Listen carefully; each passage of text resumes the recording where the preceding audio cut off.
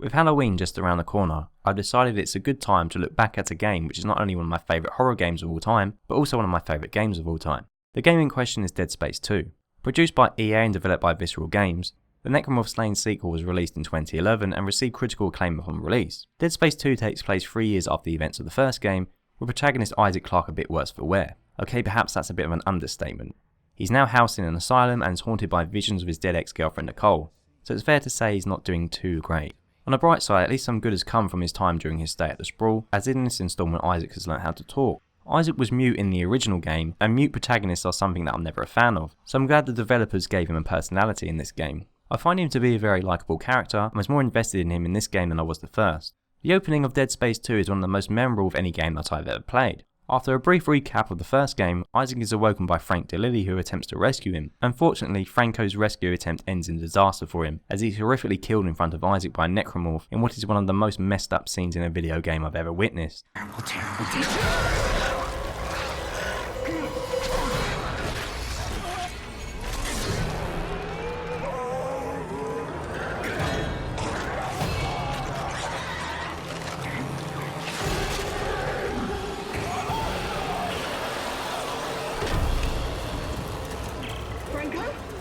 Isaac then makes a break for freedom and has to run through an infested overrun asylum until he reaches safety. This panic-inducing sequence is one hell of a way to start a game.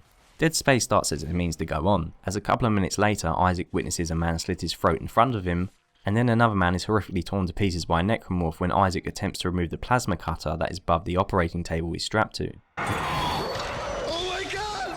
Fuck! What the fuck are you doing? Shit! Help! I'm trying! I'm trying! I know that the first Dead Space was pretty gory, but the sequel was something else, and definitely not for the faint-hearted. In terms of the narrative, Dead Space 2 is wonderfully paced and well written. Isaac spends most of the game trying to overcome his guilt caused by his ex-girlfriend Nicole's death whilst also being haunted by her. The apparition of Nicole is pretty unnerving, and she appears throughout the campaign torturing and taunting poor old Isaac. As good as the events surrounding Isaac and Nicole's relationship are, I feel perhaps the highlight of the narrative is the journey of Ellie Langford. Isaac initially encounters her fighting of necromorphs, and at first she is untrusting of Isaac and decides to go her own way. Their paths cross again later though, and the two begin to help each other. Ellie turns out to be far from a damsel in distress. On the contrary, she's a complete badass. I mean, not only can she handle herself and kill necromorphs with relative ease, she also has her eye taken out with a screwdriver by crazed patient Nolan Stross, and instead of running and complaining, she decides to go hunt him down and try and kill him. She even comes to Isaac's rescue at the end of the game. When the research station Isaac is stranded on is set to blow, Ellie crashes her ship through the roof and picks him up. The characters are much more realised and more interesting in Dead Space 2 than the first game, and although Dead Space 2 doesn't feature a huge amount of dialogue, I was extremely invested in Isaac and Ellie's stories. The in-game environments in which these stories play out are very varied and inherently creepy. The Church of Unitology is a particular highlight for me, and strangely, one of the moments which still creeps me out the most is the freezer area. This area appears to house weird necromorph experiments. This section is only in the game for a brief moment, yet it still sticks in my mind. I also feel like having Isaac return to the Ishimura from the original Dead Space is a masterstroke. For some reason, seeing the Ishimura decommissioned with electrical wires all over the place and fluorescent paint splattered up the walls makes it one of the most haunting locations in the game. The pacing in this area is also particularly well done. The player doesn't encounter an enemy for about 10 to 15 minutes after they initially enter the area, which creates a lot of tension. In addition, the audio files found throughout the Ishimura which detail the plight of the cleaners assigned there also adds to the disturbing atmosphere. I hear something in my locker. Screw this! I'm heading up. I'm never coming back here again. Of course, a good atmosphere and story would be wasted if the gameplay itself wasn't enjoyable. Luckily, Dead Space 2 retains the unique combat system of the first, which remains brilliant. Having to shoot the limbs of enemies in order to prevent them from ripping Isaac to shreds never gets old. Isaac's arsenal of weapons are fun to use, and each has their own unique fire mode, though in my opinion you still can't beat the classic plasma cutter. The enemies regularly jump out of the vents which are situated on the walls and on the ceilings, and they will also appear behind Isaac. Although I've played through the game a huge number of times, I still get caught by jump scares from the necromorphs appearing from seemingly nowhere. The enemies which Isaac has to defend himself from are pretty visually disgusting, and I'm amazed that EA had the balls to include some of the enemy types that they did in this game. Perhaps the most vile creatures are the crawlers. These are found in the nursery, which in itself is one of the game's scariest locations.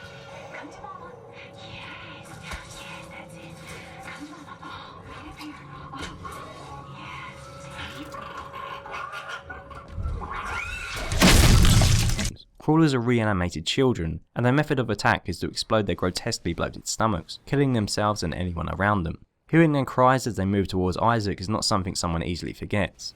The Stalkers are another enemy that will give you nightmares. These creatures hide in the environment waiting to pick their moment to attack Isaac, and when the moment is right they rush him while screaming in a disturbingly high-pitched tone. Dead Space 2 features a huge variety of enemy design, and all are well designed and unique enough to warrant inclusion in the game. As well as fantastic enemy design and gameplay, Dead Space 2 is full of unforgettable moments, and at times it feels like watching a sci-fi horror film. Selected instances include Isaac going all Iron Man and flying through the air in order to catch up with a moving train,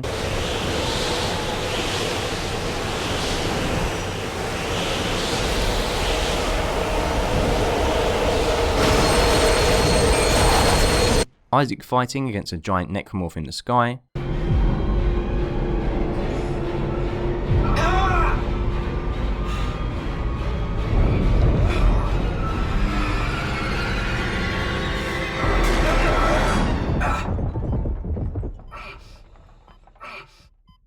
being able to blast all the enemies out of a room into the cold vacuum of space by firing at a window and then closing the airlock just in the nick of time,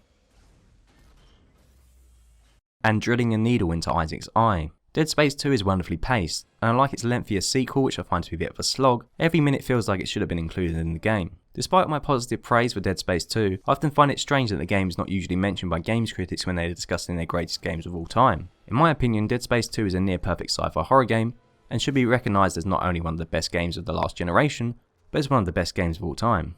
If you are a fan of the horror genre, then I implore you to play this game. It's an experience you definitely won't forget. So thank you very much for watching, like and comment this video if you liked what you saw, and I hope to see you soon. Until next time, goodbye.